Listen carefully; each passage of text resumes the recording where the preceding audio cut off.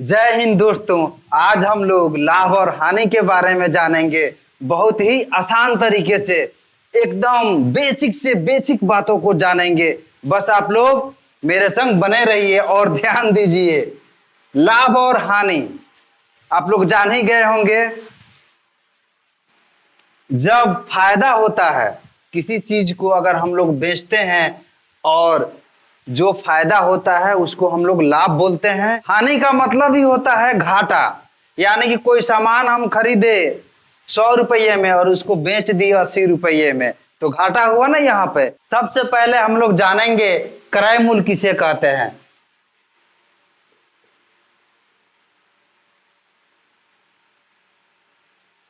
क्रय मूल्य जितने रुपये में सामान को हम लोग खरीदते हैं उसी को हम लोग क्रय मूल्य बोलते हैं। विक्रय मूल्य जितने रुपये में सामान को बेचा जाता है उसको हम लोग विक्रय मूल्य बोलते हैं। लाभ सीधे से जानिए लाभ किसे कहते हैं, यानी कि जितना रुपया फायदा हुआ उसको हम लोग लाभ बोलेंगे। और हानि,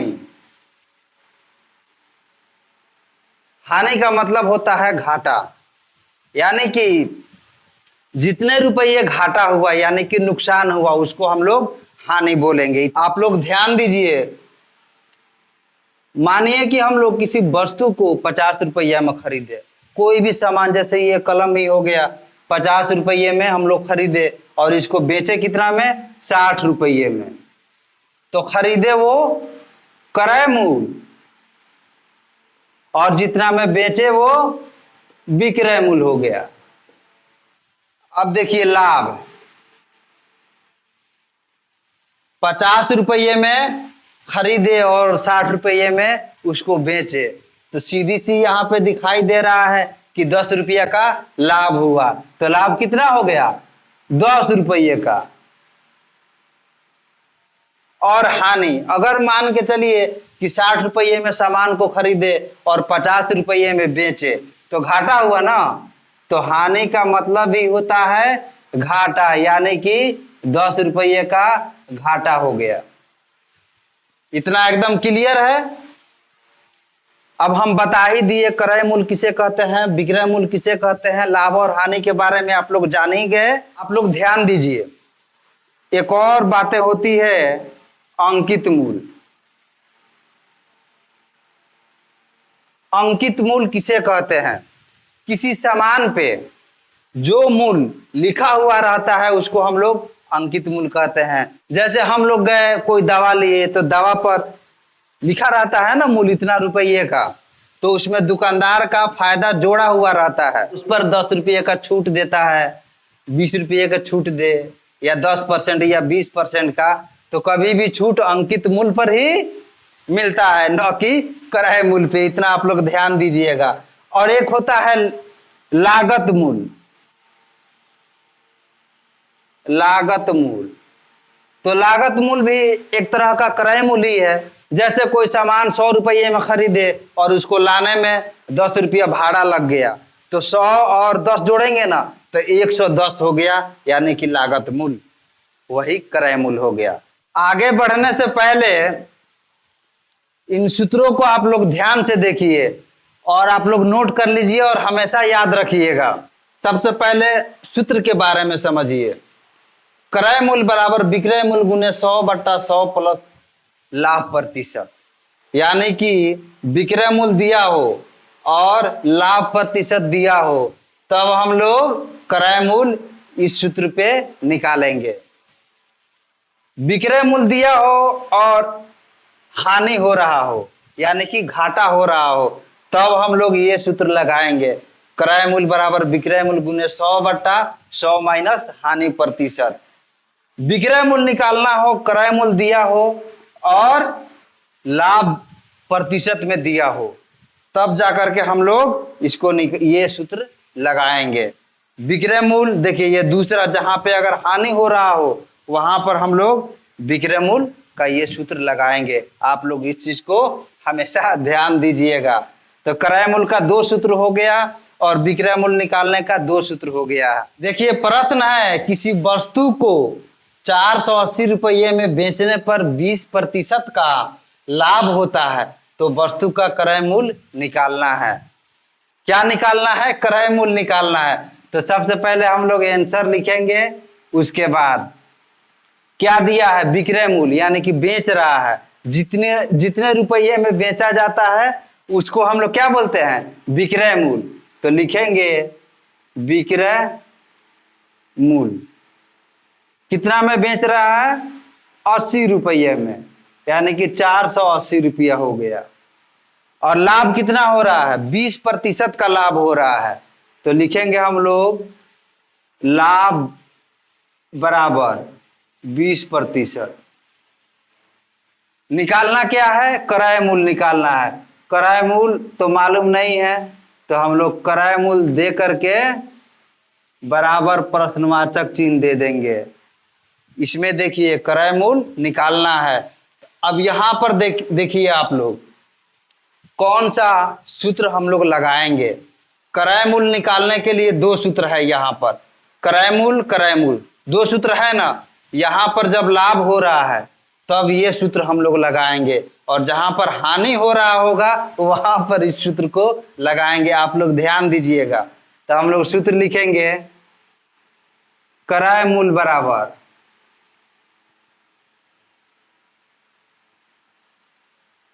विक्रय मूल्य गुने 100/100 प्लस लाभ प्रतिशत। अगर ये सूत्र मालूम रहे तो आप लोग बहुत ही आसानी से ऐसे प्रश्नों को बना लीजिएगा। अब देखिए बराबर दे देंगे, विक्रय मूल्य कितना निकाले हैं? 480 रुपया। 480 लिख दीजिए, गुना 100 है, सूत्र में 100 लिख दीजिए, बट्टा अब 100 है, फिर 100 लिख दीजिए, जोड़ लाभ प्रतिशत। तो लाभ कितना हो रहा है? 20% ना, तो हम लोग 20 लिख देंगे। अब यहां पर बराबर देंगे, एक बट्टा खींच लीजिएगा आप लोग।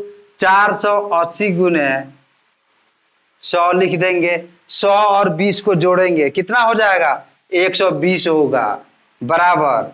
अब देखिए ये 0 से ये 0 कट गया, 12 चौका 48। अब 100 में 400 से गुना करें, कितना हो जाएगा? 400 रुपया। क्लियर है इतना? देखिए बहुत ही आसान है। तो हम लोग लिखेंगे, इसीलिए क्रय मूल्य बराबर 400 रुपया, यही आंसर हो गया हम लोगों का। देखिए बहुत ही आसान है।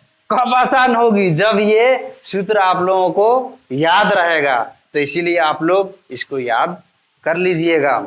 अगर आप लोग अभी तक हमारे वीडियो को लाइक और सब्सक्राइब नहीं किए हैं तो फटाफट लाइक भी कर दीजिए और सब्सक्राइब भी कर दीजिए।